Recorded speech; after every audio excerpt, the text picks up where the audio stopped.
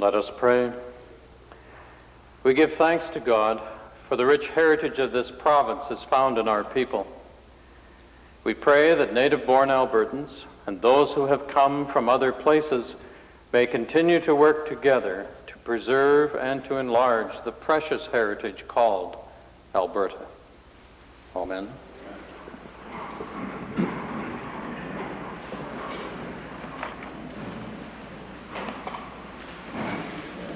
Introduction of visitors.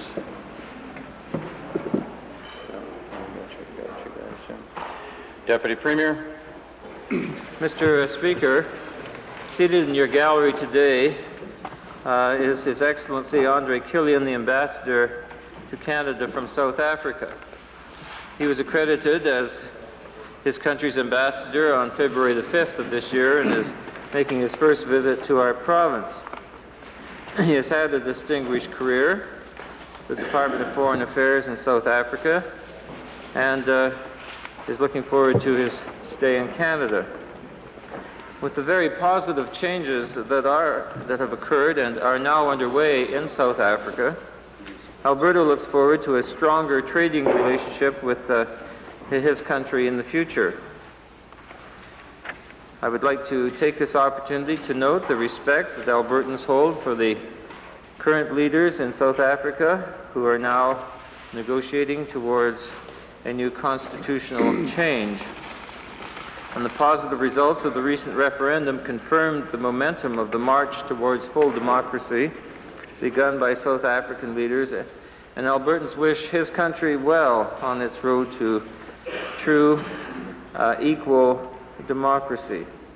And we are very hopeful that relations between our two countries of Canada and South Africa will be fully normalized in the near future. And I would ask that His Excellency now rise and that members join me in welcoming him to Alberta.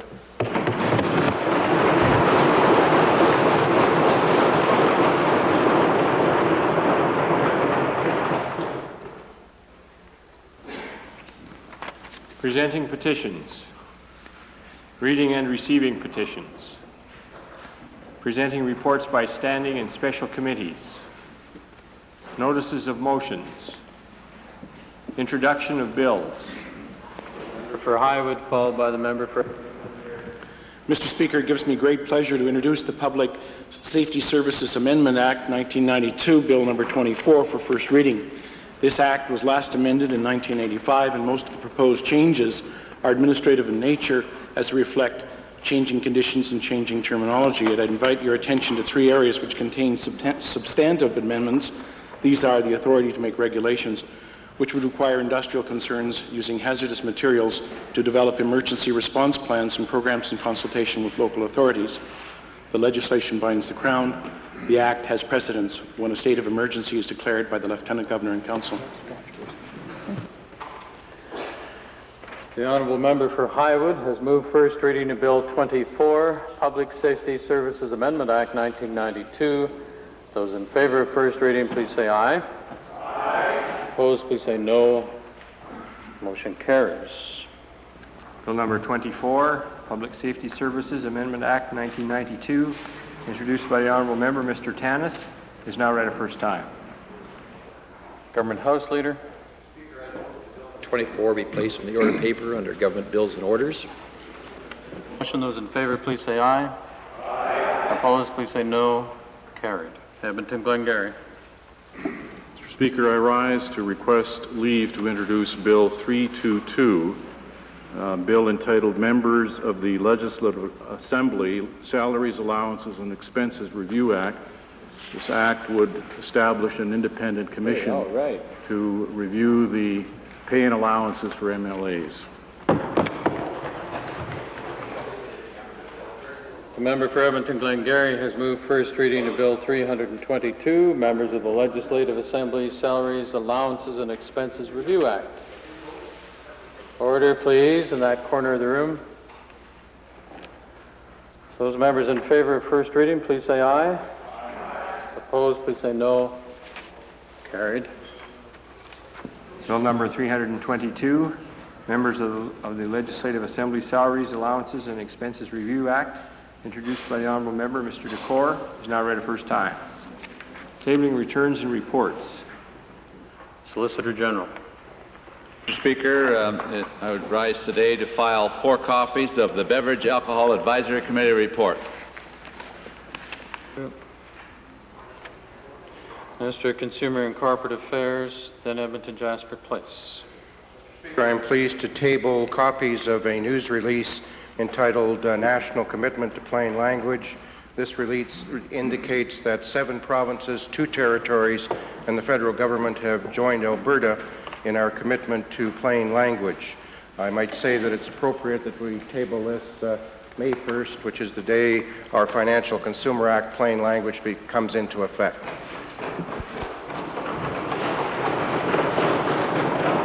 Edmonton Jasper Place. File copies of a letter dated November 25th from the Honourable Minister of Culture and Multiculturalism with regard to the finances of the Western Heritage Centre at Cochrane Range.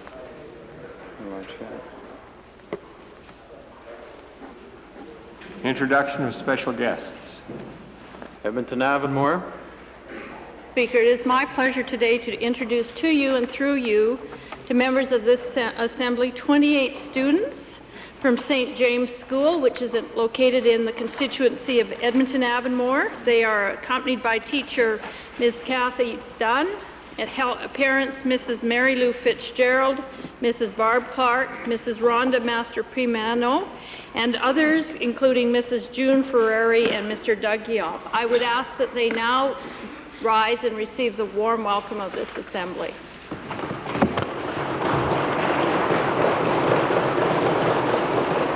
Stony Plain, followed by the Minister of Occupational Health and Safety, followed by Solicitor General. Mr. Speaker, it gives me great pleasure to introduce to you and through you to the members of the legislature 29 visitors, grade 6 students from Muir Lake Community School, which is located in the Barrhead constituency but draws students from Barrhead, Westlock, Sturgeon, and mostly from Stony Plain. These students also had their pictures taken with myself and the Honourable Minister of Public Works Supply and Services. I'd ask them to rise and receive the warm welcome of the Assembly.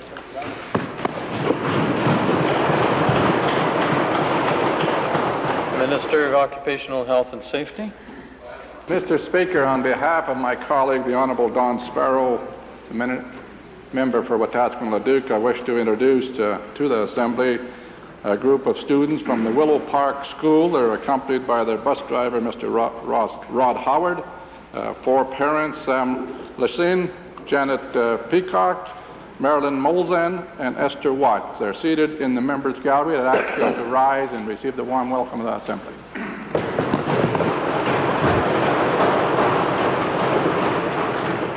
Solicitor General.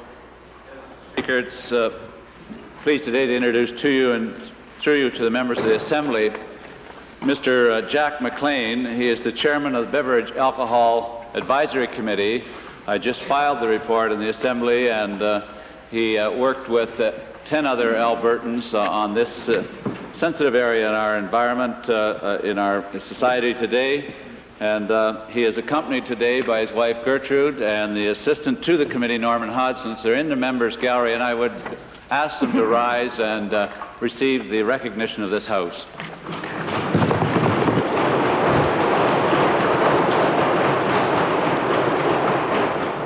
Provincial Treasurer.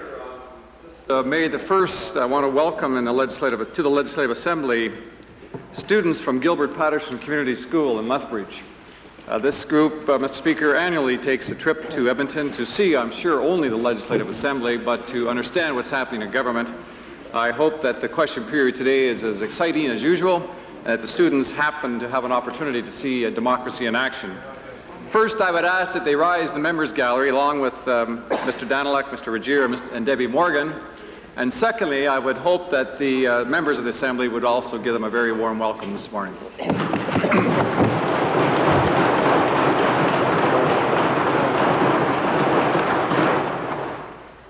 Edmonton Glengarry. It's my privilege to introduce 26 students from the St. Anne School in Edmonton Glengarry. They're accompanied by their teachers, Mr. Carson, Mr. Maximchuk, and Mr. Clarkson. I would ask that they stand and that the members of this Assembly greet them warmly.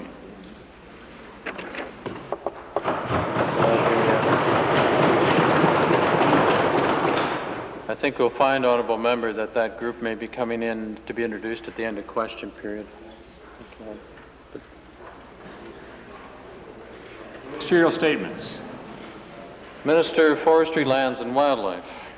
Mr. Speaker, it is my pleasure today to invite all honourable members and Albertans to support and participate in the many activities being hosted by communities and agencies across the province for National Forest Week, taking place between May 3rd and May 9th. Sponsored by the Canadian Forestry Association in conjunction with provincial forestry associations, an ever-growing number of agencies, National Forest Week presents a challenge to all Canadians and Albertans to learn more about the forest resource and how its wise management provides us all with many benefits. Activities that range from forestry tours, school presentations, and tree planting projects will enable each Albertan to participate. Over 108,000 tree seedlings will be planted across the province through various National Forest Week programs. Each year, a different community in Alberta is recognized for its outstanding leadership and contribution to the management of this resource. This year, the town of Slave Lake has earned the distinction as the provincial forest capital. Throughout the history of the Lesser Slave Lake area, the conservation of the forest resource for wildlife, recreational pursuits, and the development of a thriving forest industry has strengthened this region's growth and future.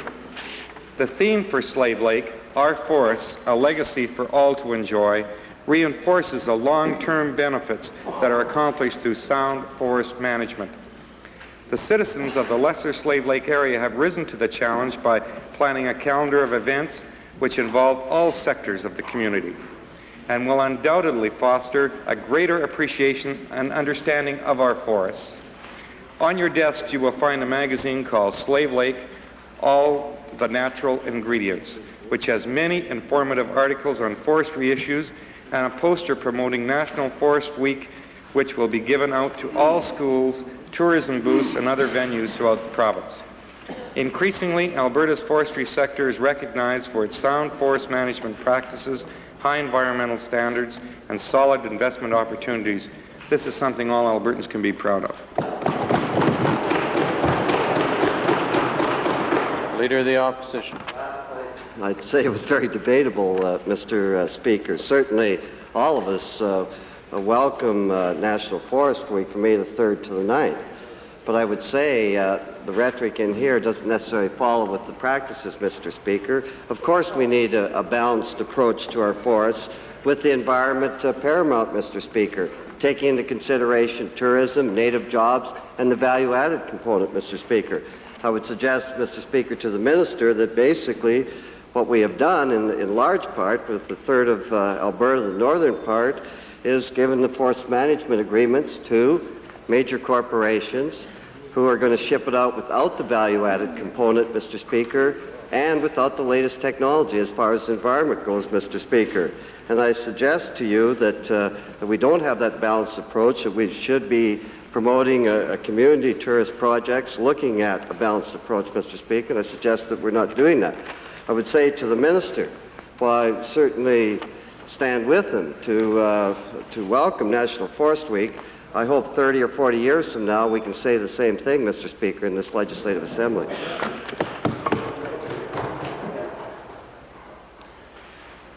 Does that include the same people?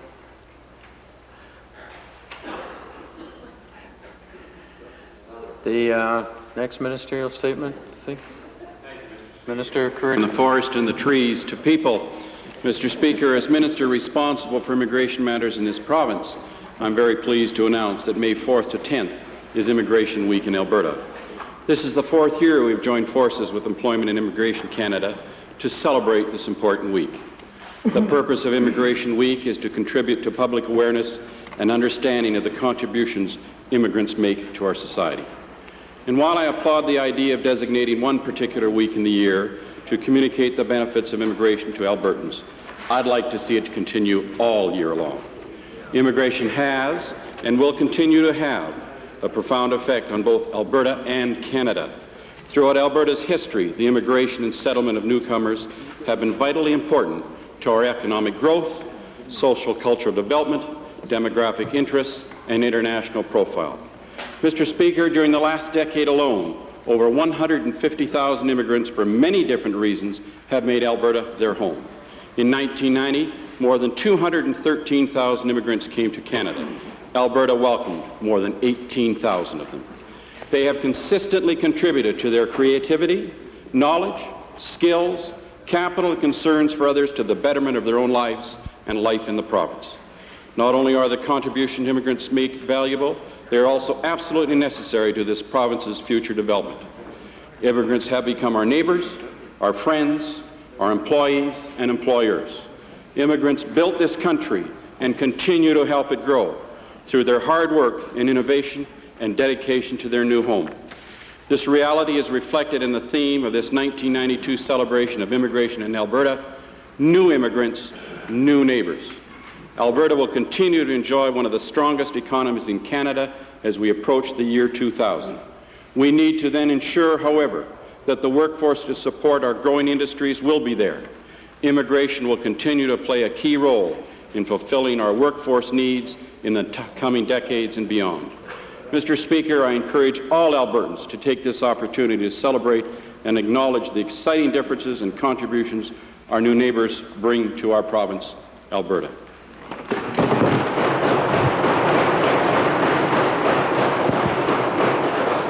Leader of the Opposition.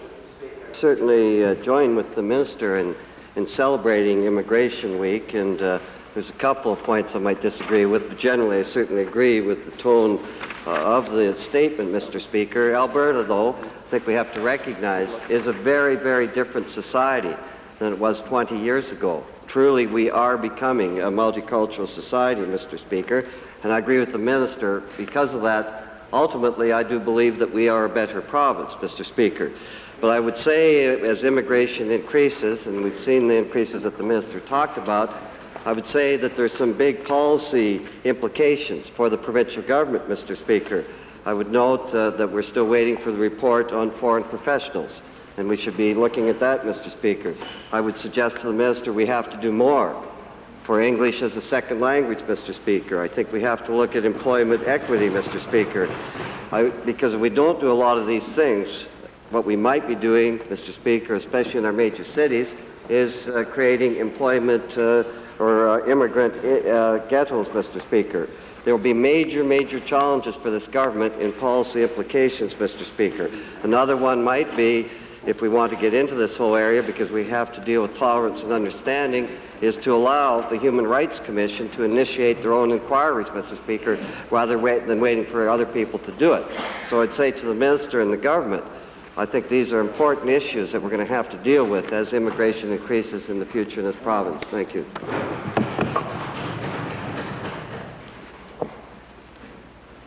Oral question period. Leader of the Opposition.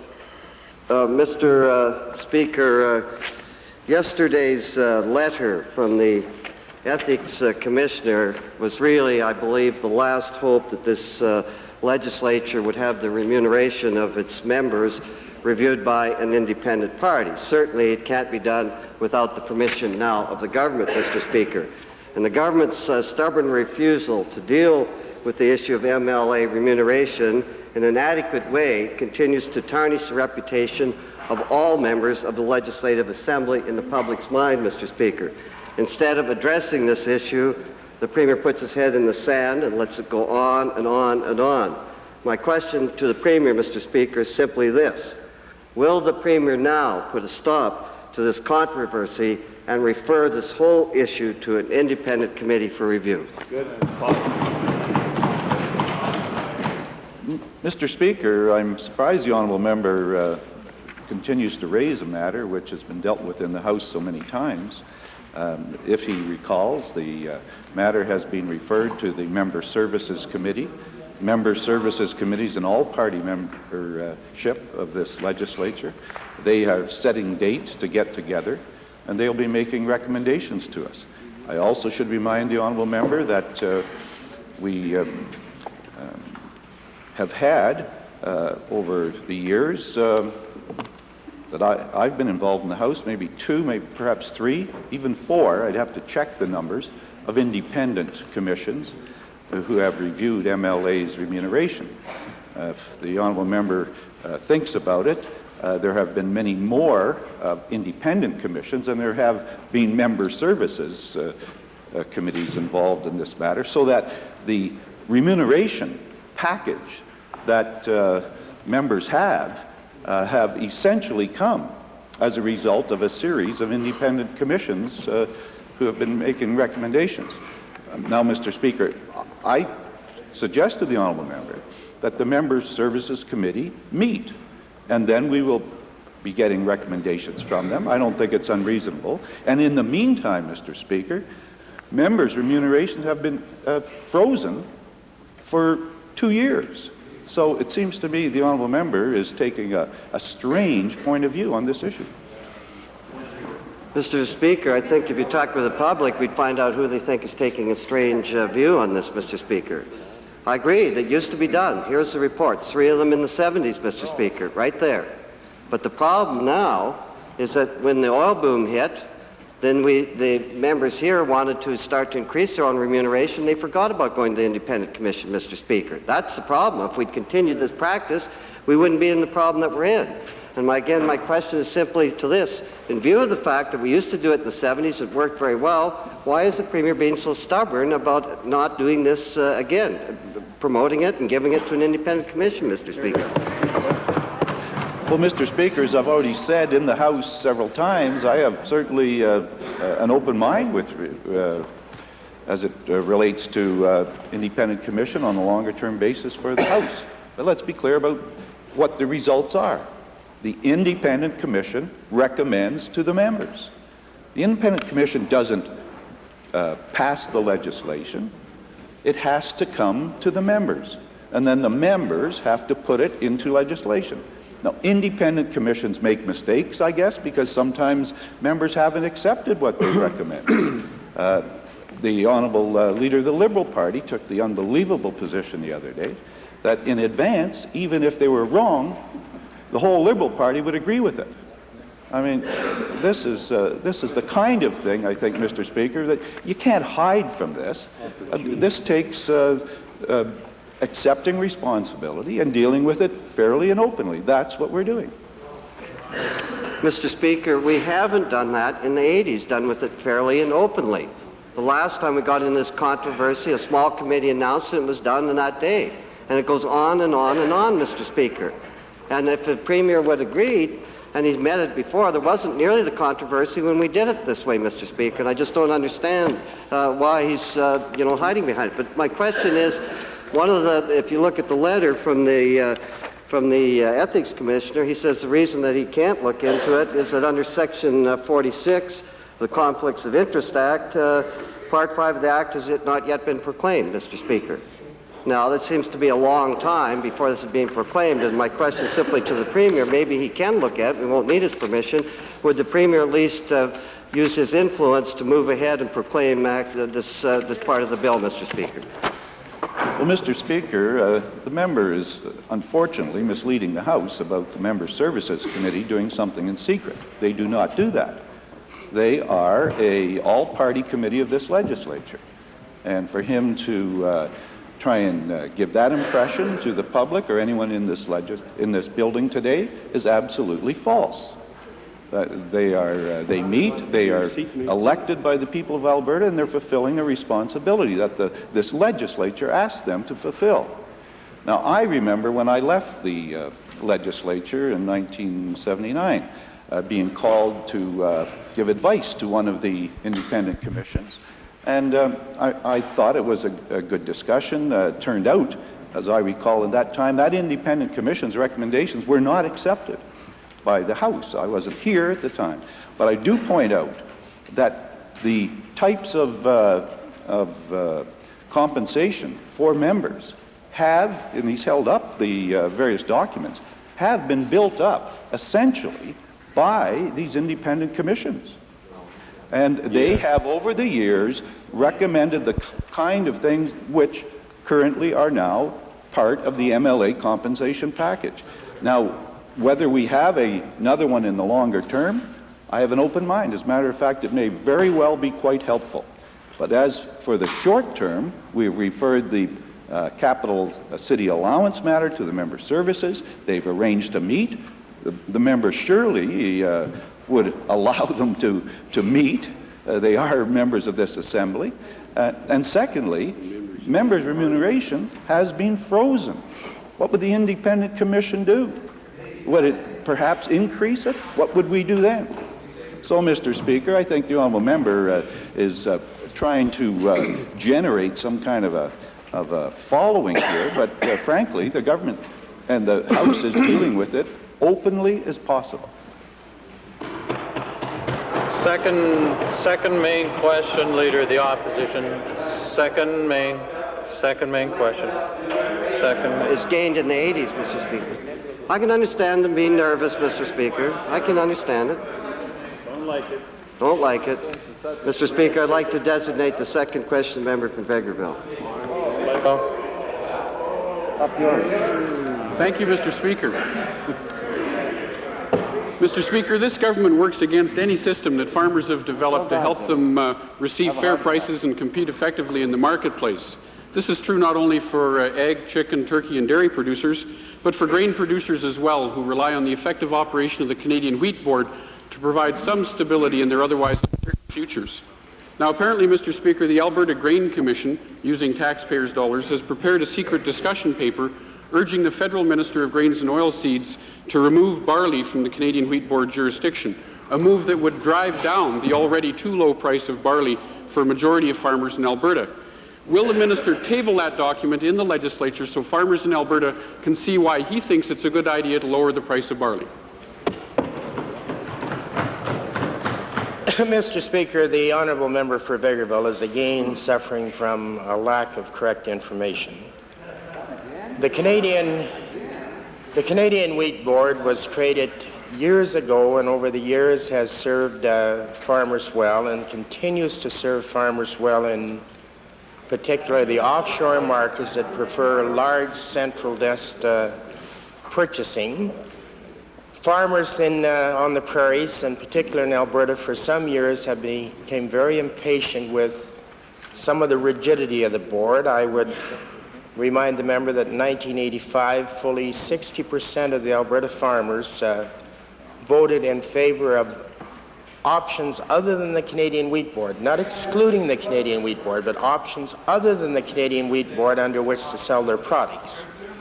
Our farmers over the years have become very capable people at developing their marketing skills. You will note that canola was never under the Wheat Board, and we've seen no lobby to put it under. In fact, we see lobbies against putting it under. You saw oats removed from the Canadian Wheat Board, and it was removed primarily because the Wheat Board would not look at dual marketing. Specialty crops farmers are quite capable of marketing and are not looking to put them under the Wheat Board. Farmers themselves and the Western barley growers recently at a meeting in Kananaskis country voted 80-2 to take barley out from under the Wheat Board. The strongest position this government has advocated is to take domestic barley out from under the Wheat Board. I noticed he didn't mention the document at all, Mr. Speaker, but when oats was taken away from Canadian Wheat Board jurisdiction without consultation with farmers, this government applauded like a bunch of irresponsible cheerleaders. Now they want to weaken the board and farmers' incomes even more by doing the same with barley. And I'd like to ask the minister how he can justify keeping this report secret from farmers when it's their futures he's gambling with. Mr. Speaker, I have no intentions of keeping this report secret from farmers, and in due course I'm sure the honourable member will even be able to try to read it himself and understand it. Again, I would repeat, oats came out from under the Wheat Board as a result of a strong lobby of the farmers in this province and in Western Canada. And we have not, I repeat, seen a strong lobby to put it back under. Speaker, we have a good example of how this government is committed to freedom of information. It affects farmers' futures, and yet they won't table the information and make it public. I'd like to ask the Premier, given this government's supposed commitment to freedom of information in this new era of politics in the 90s, if he will now order the Minister of Agriculture to make that document public so farmers can see what he's up to. That's right. Mr. Speaker, just want to say to the honourable member that the Minister has just dealt with his question, but I also caution the honourable member to not be so hard on cheerleaders. Yeah.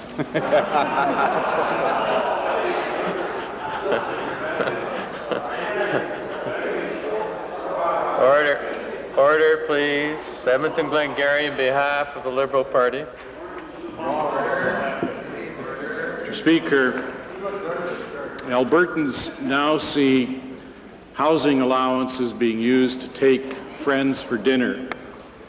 They see housing allowances being used by a member even though the member stays with his relatives. Frankie, do that? They see the possible abuse of frequent flyer points, and they see much, much more. Mr. Speaker, the Premier talks about keeping an open mind. I'd like to ask the Premier what it will take if he has an open mind with respect to an independent commission to actually employ this independent commission and have that commission deal with this most difficult issue now facing MLAs. Well, Mr. Speaker, it's been the matter of the question from the Leader of the Opposition, so we've already dealt with it today, but I'll try to again say to the honourable member, we have asked a committee of this legislature, the Member Services Committee, who made the last recommendations to us, to review the matter and make recommendations to us. The members have been contacted, the meeting is being set up, and I see nothing at all wrong. They meet as an open body, it's on record, it has been in the past, there's nothing hidden about it, and then they make recommendations to the members of this legislature. I fail to see why the honourable members have such trouble with that process going on now that it's been started. As I've said, we have members' remuneration frozen for 2 years. So what I have also said is that on a longer-term basis, I think it might be very valuable to have a commission of citizens review the entire broad package. But I point out again, they have in the past, and the package that is there is to a great extent the result of independent commissions, and in one case, member services. I've existed or lived under both, and frankly, Mr. Speaker, I think they end up being fair and equitable, and that's what has ended up being the compensation package for members. But we are got a process going, and I think we should let the process work, and on a longer-term basis, look at the matter of the independent commission. Mr. Speaker, let's look at the issue of members judging themselves. Let's look at this members' committee. The public has seen extensive coverage on the Speaker of this House in the last week. They've seen a situation where the Speaker has accommodation in these premises but doesn't use them. They know that allowing... Honourable member, I realize that this possibly might be some attempt to try to have the chair get on television in response to yourself, but I would just ask you please to get to your supplementary question. If the Honourable Speaker would allow me to finish, it is a defense of the Speaker that I am arguing. Mr. Speaker, I want to know why the Premier puts the Speaker in the unbelievably impossible position of having to judge himself on issues that affect him. Why does he do that? Edmonton Liberals. Mr. Speaker, I know the honourable member has said many times, I gather outside of the legislature, that he's useless in the legislature. Well, we agree with that. We agree with that. but I have held out promise for him. And I've been hoping that he would improve. And I continue to hope, Mr. Speaker, that he improves. Because, Mr. Speaker, obviously, the Speaker is responsible to all members of this legislature. And there has to be authority, there has to be rules in the legislature. The Speaker doesn't make them, he enforces them. We direct him to. And one of the things, Mr. Speaker, that I get upset about is when you don't have an ability to operate within the existing rules, you do one of two things. You either try and change the rules, or else you try and discredit the person who is responsible for the rules. And I find both of those seem to apply to the Honourable Leader of the Liberal Party. That's right, true.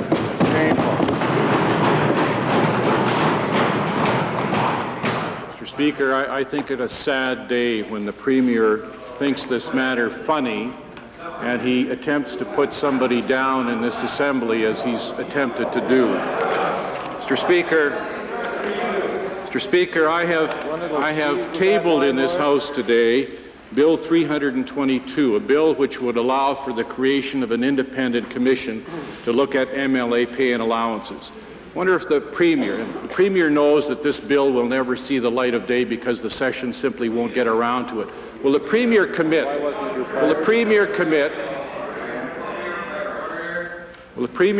to allowing this bill to be put on the government order paper, top priority to be debated? This is not a joke, members of the government. This is serious business. And the longer that you continue to keep joking about it, the longer the difficulty will continue. Will the Premier allow that to happen? Well, Mr. Speaker, we've talked about the issue quite a bit this morning. The honourable member obviously wouldn't expect someone to blindly take a bill and take it on as a government piece of legislation. I've talked already about my views about an independent commission. I've talked about the fact we've had them in the past, 3 or 4 of them. The current compensation package is essentially the result of recommendations from independent commissions. I don't know the details about the honourable member's bill, but I'd say this. When an independent commission finally reports, somebody has to have the courage and the responsibility to take the report and put it into place.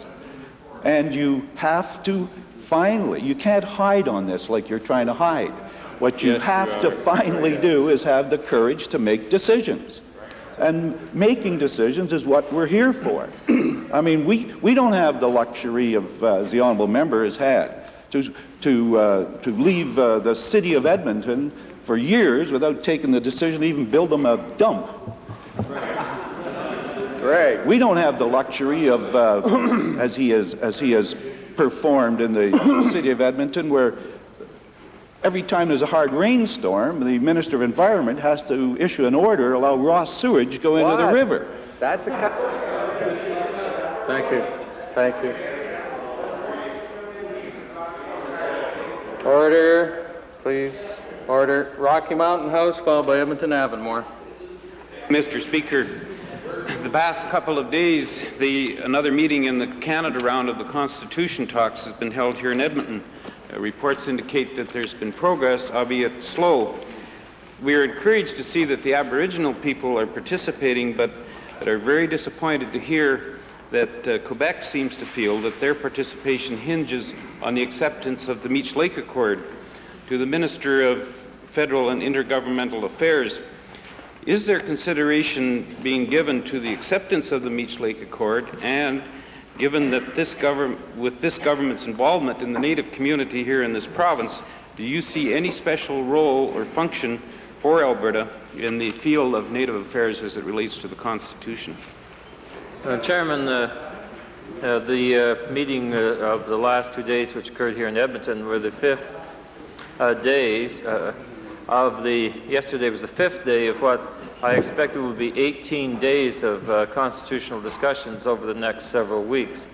And it is fair to say that a better understanding of issues is being achieved, but it is far from the case from our perspective that agreements have been arrived at. Certainly better understandings have been achieved, and it is true that some elements of what were in Meech Lake have been discussed, and there are indications that they will find favorable acceptance down the road. But it is absolutely certain that we as a government have not accepted any of the elements until we've seen the entire package that is yet to be discussed.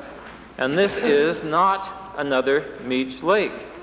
Meech Lake, as a constitutional accord, is dead. And what is now being discussed is a Canada round. And it must involve, in addition to the concerns of Quebec, the concerns that Alberta has put forward through our Select Special Committee report, the Triple-E Senate, and it must include dealing with Aboriginal rights, which were not included in Meech Lake, and because of concerns of other provinces, it must include a Canada clause. So all of these elements must be brought together in an entire package.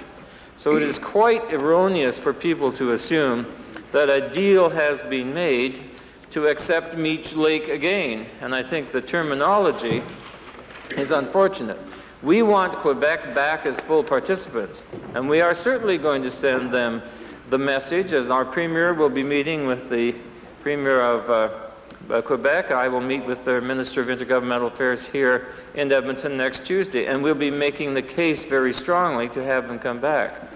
As to the Aboriginal participation, I think it is significant to note that my colleague, the Minister of Municipal Affairs responsible for Native Affairs in Alberta, has been asked to co-chair with the Federal Minister of Constitutional Affairs, Right Honorable Joe Clark, a special committee which will review the role of the Aboriginals, particularly with reference to the Métis, and that is because of the special steps that this Legislative Assembly has taken. The Honourable Leader of the Liberal Party doesn't want to hear this. I understand that. He's not interested in serious issues, and therefore that affect the future of the country.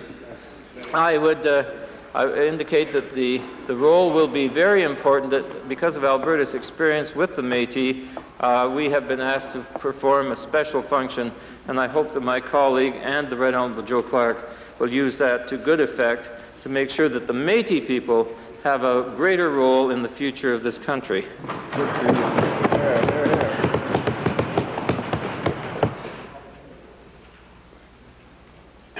Thanks, Mr. Speaker, and that's very good news.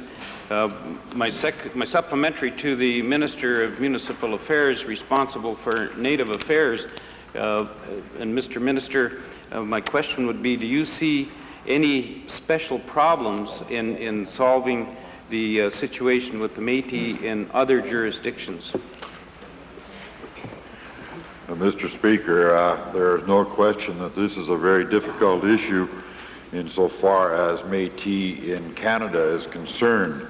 Through the leadership of our Premier, we have resolved to a very great extent the Métis problem of no land base and no special legislation. We are the only province in Canada that this does in fact exist, and as the Honourable Deputy Premier indicated, as a result of that, we've been asked to take part in a special meeting in St. John, New Brunswick at the next meeting and round of this Constitution discussion.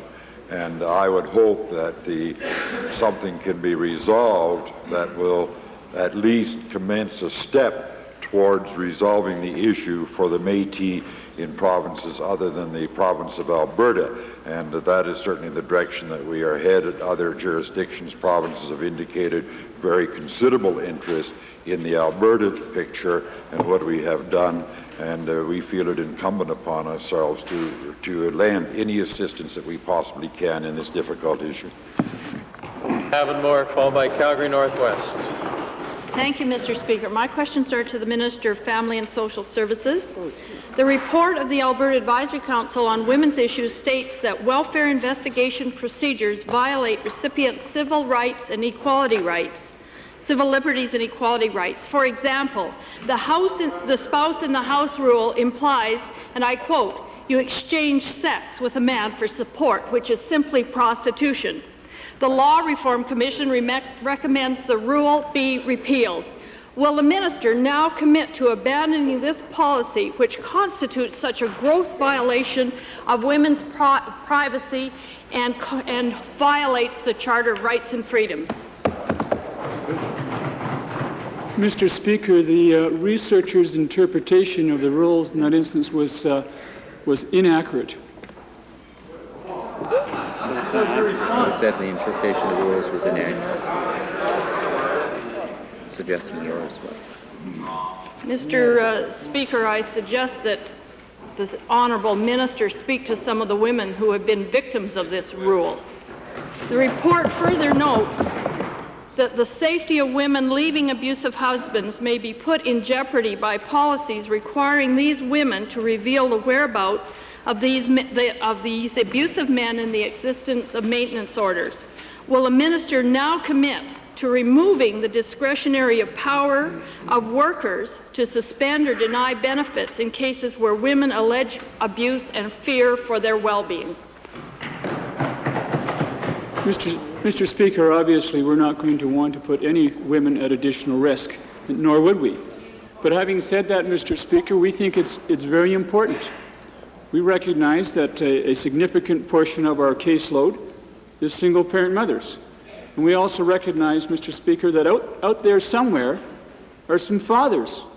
Right. And Mr. Speaker, we think it's very important that where there are fathers and where there is ability for those fathers to pay, Mr. Speaker, child support, we expect them to do that.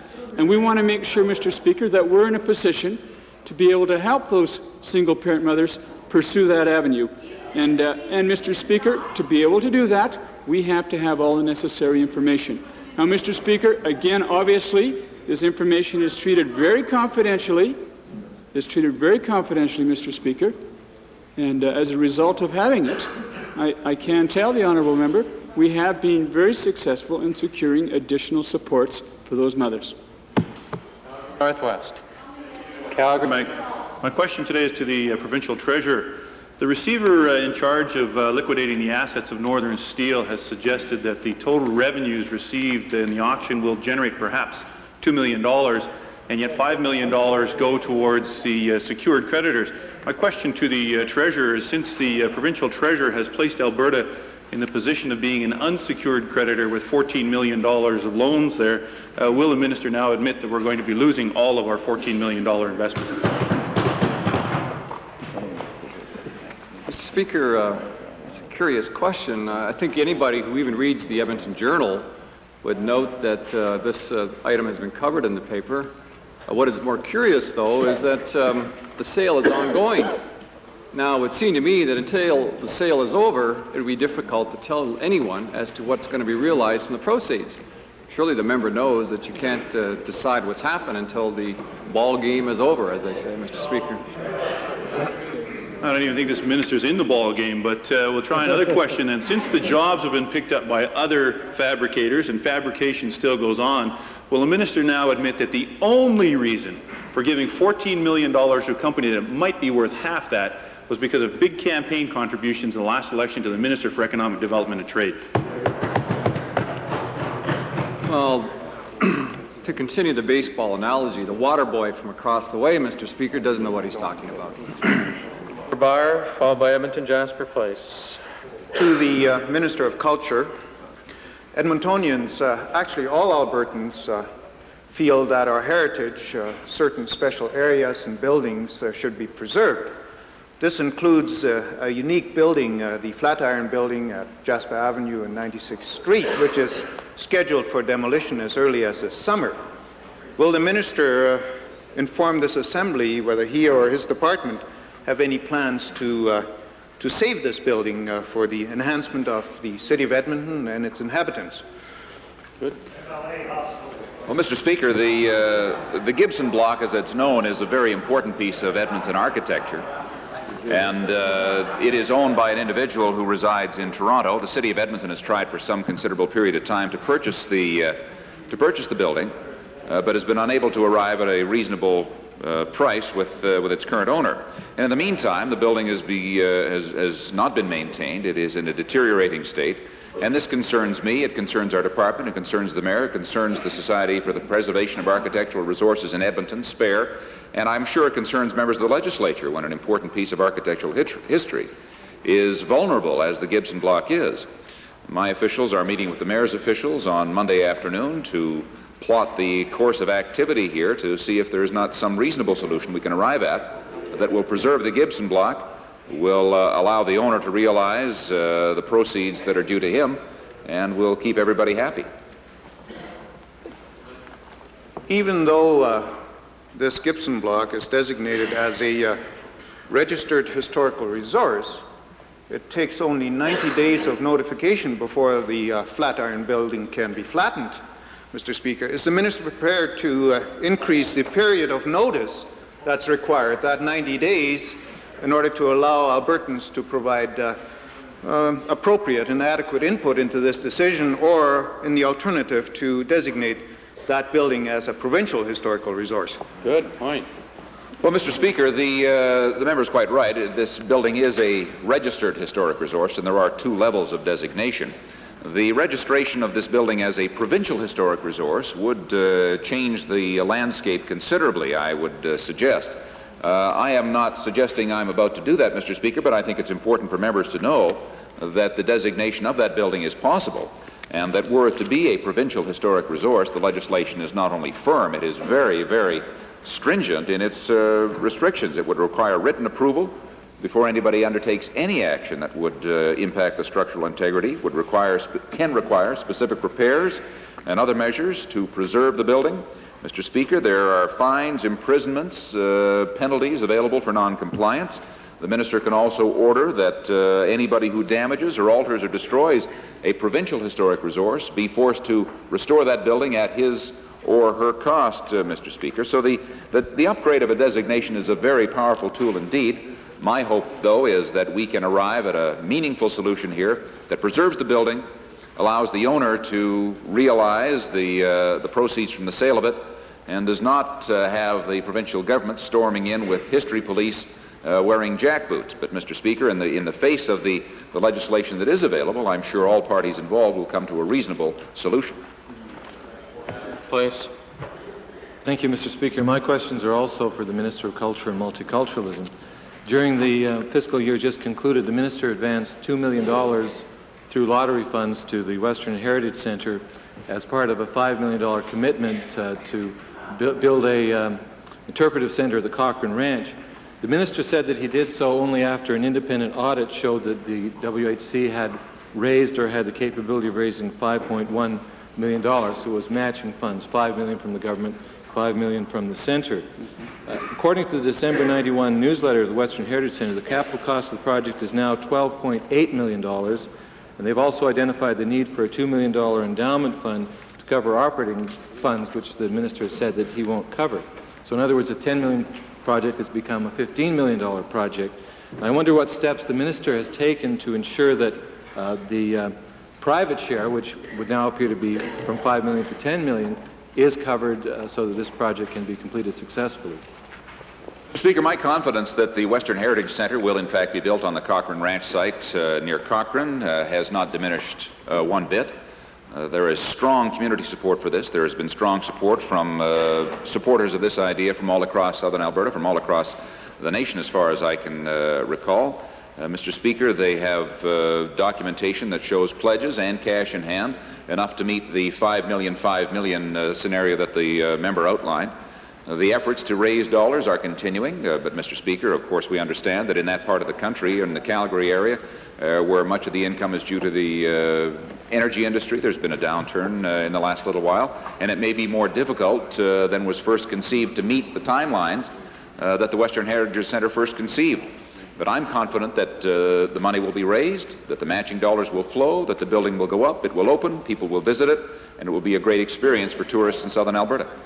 Mr. Speaker, the question is not about whether the minister has confidence, it's about dollars and cents. Throughout all of this, the minister has referred to an audit which indicates that the WHC had either already raised or were capable of raising through collectible pledges approximately $5.1 million. That's what he said, and that's, it's convenient he has not released that document, but even if we take all of the minister's statements at face value, there's still a $5 million hole, and we need to know how he knows that that money is going to be covered. Mr. Speaker, let me address the question of the audit. This was an audit requested by the Western Heritage Center and the government that was done to see if, in fact, there was $5 million there that the government could match. I'm confident that that money is there, and that's the extent of our financial involvement. Mr. Speaker, to release that document could damage individuals who want to remain anonymous in their donations to this project, and I'm not suggesting that document should be released. It's not my document. It belongs to the Western Heritage Center in any event. Whether the Western Heritage Center can raise the additional monies, these monies were always well known. It's always been the Western Heritage Center's position that it would cover the operating through receipts and through further donations and through an endowment. It had always been the position of the Western Heritage Center that they would be responsible for covering off that extra amount of money. And Mr. Speaker, the project will proceed on the basis that those dollars will be raised. If they don't raise the money, they don't have a project, and I'm sure they want one, and I'm sure they're going to do it. Westlock Sturgeon. Mr. Speaker, high-speed chases are back in the news again, Mr. Speaker, and it's worth reviewing that in October 1990, the Solicitor General at the time received a report to put in voluntary guidelines to assess them a year later. It's now 2 years later, and matter of fact, the latest report, Mr. Speaker, shows that Alberta, with 10% of the population, accounts for 25% of Canada's high-speed chases, and in fact, it's increasing in number over the last 3 years. The minister, Mr. Speaker, in March, dodged the question by talking about changing the public's attitude. I'm not worried about the public, I'm worried about the minister's attitude and this government's attitude. Will the minister commit now to put these mandatory guidelines into law to try to stop the carnage in these high-speed chases? Good idea. Good idea. Mr. Speaker, they are at the present time being enforced. Mr. Speaker, there again he's dodging. It might get by in a veterinarian removing parts from a steer, but that's not the way you make laws. The point is these are voluntary guidelines. We want to know where they're going to be mandatory. In other words, we want them in the legislation, not as voluntary guidelines. Obviously, they're not working. Mr. Speaker, in April of 1991, we did an evaluation of the guidelines that were put out in October of 1990. There were some 25 guidelines put out, and we had representatives from the RCMP, the Municipal Police Forces, the Law Enforcement Division, and the Internal Audit Branch of the Department of Solicitor General on a working committee that went to the police forces throughout the province to see what compliance was. Compliance was close to 88% at that time, and since then we have been working with them, and they have been reporting to me on an ongoing basis of that compliance. But bottom line is that we have had a tremendous increase in the amount of stolen vehicles, amount of individuals in our society that will taunt the police into high-speed chases. It's a damned if you do, damned if you don't situation with the police. They have to keep public safety in mind, and nobody wants to take up a pursuit that would even injure the people within the car that's going. But we must have compliance between society, between the courts, and the individual policemen that are involved in the pursuits. But it's a matter of respecting the law. And it's a difficult situation, but with the stolen vehicles and attitudes out there today, we do have an increase in it, and we will continue to monitor and do the best job we can for the safety of Albertans. Good. Athabasca Laklabish. Thank you, Mr. Speaker. My question this morning is to the Honourable Minister of Family and Social Services. Mr. Speaker, the Support for Independence program is very innovative and very successful, providing over $950 million this year for transitional services, career counselling and placement. Mr. Speaker, under this program, an innovative pilot project was established in my constituency this last fall, where career development, employment, family and social services, and employment and immigration jointly delivered programs. Within a very short while, they placed over 130 people directly into jobs, 30 into training programs, Really? and That's great. came into contact with over 1,800 people in a short while. This program is expanding to another location in my constituency. Great. Mr. Speaker, one of the problems we have is the shortage of jobs. My question to the Honourable Minister, Speaker, is will the Honourable Minister support and initiate some action to possibly redirect some more of these welfare dollars to municipalities, agencies, organizations, and possibly government departments, so more of these people unemployed can get jobs? Thank you. Mr. Speaker, I appreciate the genuine concern that the member for Athabasca-Lac-La-Biche always brings forward on behalf of his constituents, in particular his enthusiasm as it relates to helping people off of social allowance and back into the mainstream again. Mr. Speaker, the member, some of the members of the Assembly would recall, introduced a private member's motion last year encouraging the government to consider a pilot project in Athabasca-Lac-La-Biche through the efforts of the member, the minister responsible for career development and employment, and myself, as well as our federal counterparts at Canada Employment and Immigration, did come together, put in place a pilot project, Mr. Speaker. Although it's early at this time, we are very encouraged as it relates to the results that we've seen. As it relates, Mr. Speaker, to additional dollars being provided to municipalities, the member knows that in our recent budget speech, this government has committed an additional $200 million to municipalities across this province. We see that as being a very significant commitment to job creation here in Alberta, and we're hoping that through the initiatives of unique projects like this and the funding that we've already made available, Mr. Speaker, that we'll continue to see people on our caseload have those job opportunities that we all want them to have.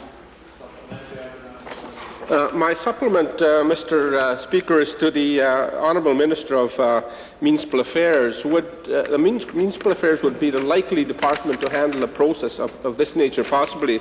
Would the Minister support a concept where dollars would be channeled to his department for job creation and training for people that are unemployed, on welfare, and on UIC? Good. Mr. Speaker, my experience in municipal government indicates to me that because of its size, it is also likely one of the most efficient forms of government in this country. I am, however, unaware of any extra dollars that they would have to put into a program such as this. The question addresses the matter of possibly using provincial government dollars, and while I'm not aware that the Department of Family and Social Services has a bundle of extra money to start redirecting, I am certainly prepared and do undertake to discuss this matter with them to see if there's anything that the Department of Municipal Affairs, in conjunction with any department of this government, can do to relieve some of the suffering that results from lack of jobs and the unemployment that exists in this province. Kona. Thank you, Mr. Speaker. In a tragic incident on March 6, 1992, Kenneth Aginas was killed when the truck in which he was riding struck a police car which was being used as a roadblock after a high-speed chase near Whitecourt. To the Solicitor General, given the presence of a passenger in the vehicle, the fact that the RCMP had the vehicle license number, and that there was not an immediate need for apprehension in these circumstances, will the Solicitor General acknowledge that this chase appears to have violated the guidelines that he spoke of previously this morning? Mr. Speaker, there is an investigation done following every event that involves the RCMP in these type of situations, and that continues to go on. And I believe that this matter is maybe before the courts on an ongoing basis. The matter is a matter of the guidelines, Mr. Speaker. Mr. Speaker, my second question is for the Attorney General. The chase apparently occurred between 1:30 and 2 a.m., and there is a conflict in accounts as to whether the police vehicle's emergency lights were on at the time of the collision. And given the conflicting accounts of the matter, my question to the Attorney General is, will he agree to hold a public inquiry to investigate this incident to resolve that conflict? Mr. Speaker, if there's an investigation and if the matter is before the court, that will invariably be part of the evidence that's brought forward, and I think it'll be handled fully and publicly in that manner. Perhaps honorable members would recall that in Beauchesne, it's the obligation of the questioner as well as the one receiving the question to determine whether or not the matter is sub judice, because it's difficult for all parties to determine that as it just occurs in question period. So I beg your indulgence and follow up on that. Thank you. Oral question period has been completed, except that I have a notification the Minister of Consumer and Corporate Affairs will give information in response to some questions raised the other day by the member for Edmonton Strathcona. Minister? Thank you, Mr. Speaker. On April 28th, the honourable member asked questions relating to the bench insurance matter, specifically the Alberta Insurance Council's role in that circumstance. He referred to Mr. Vandenborn, who approached the council in June of '91 to find out if his policy was valid. Mr. Vandenborn did in fact do that. The council did indicate to him that it was valid. That information, I am advised, is based on a call to Dominion Insurance, wherein they gave that information, which would not seem at this point to have been accurate. We are pursuing with the particular company, Dominion Insurance, the reason why that information would be given. However, there are difficulties involved with regards to the employee who was there no longer being in place and records at that company not fully being kept on this issue. Mr. Speaker, the second question from the member for Edmonton Strathcona suggested that the Insurance Council had not fulfilled their responsibility and that therefore the council should be abolished. I still have not seen evidence that would indicate that. The Insurance Council over the past 3 years has fulfilled an important responsibility in licensing and in at times taking away licenses of agents. They have the resources of all of the industry, plus consumer organizations and assistance from the department in doing that. I might say that the implication in one of the questions by the honourable member was that there has been failure to enforce regulations, and while I am sympathetic to all of those who face losses in this incident or any other victim of somebody who would break a law in Alberta, I have to say to the honourable member that whether it's the Insurance Council or the Government of Alberta, we can only catch a crime once it has been brought to our attention. And it seems that a crime is involved in this particular case without a investigator or police officer over the shoulder of every one of the 1,600 licensed agents. That is the way in which we have to carry out our responsibilities. Mr. Supplementary question followed by a supplementary answer. Mr. Speaker, my thanks to the Minister for responding to these questions. In the circumstances, however, the Minister has confirmed that, in fact, the very issue of the validity of the policies was raised with the Insurance Council in June of 1991, and the informant relied on their representations. How can the public be assured in these circumstances and in this system that indeed they can rely on the representations that are advanced to them?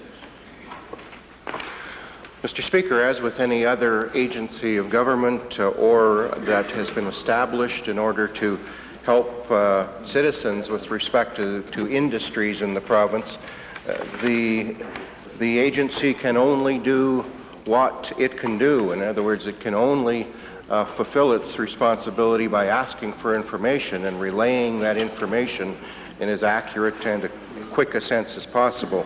In this case, that would seem to have been done. There does seem to be a problem, however, with the base information which was supplied and by a private company.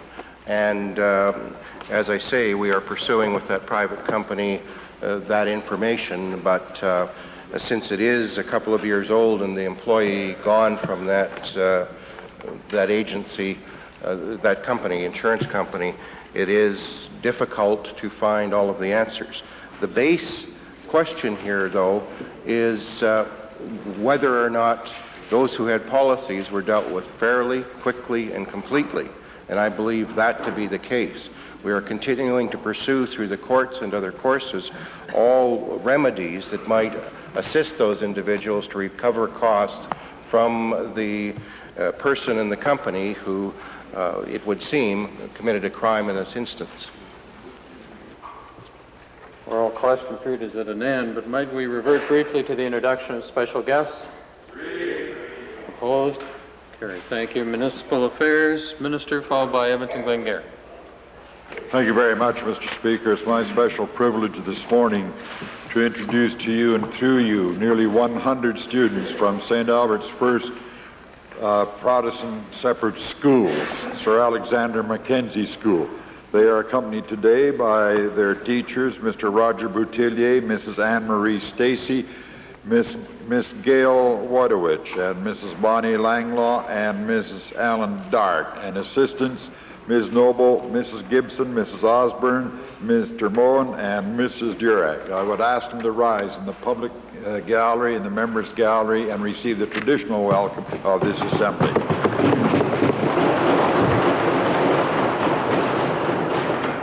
Edmonton Glengarry. Mr. Speaker, first of all, I want to apologize to you in the House. I thought that the school that for my constituency was present. They were not. I'd like to try again. Mr. Speaker, it's my privilege to introduce 26 students from St. Anne's School, along with their teachers, Mr. Carson, Mr. Maximchuk, and Mr. Clarkson. I would like them to stand, and I would hope that the members of this assembly would greet them in their usual warm way.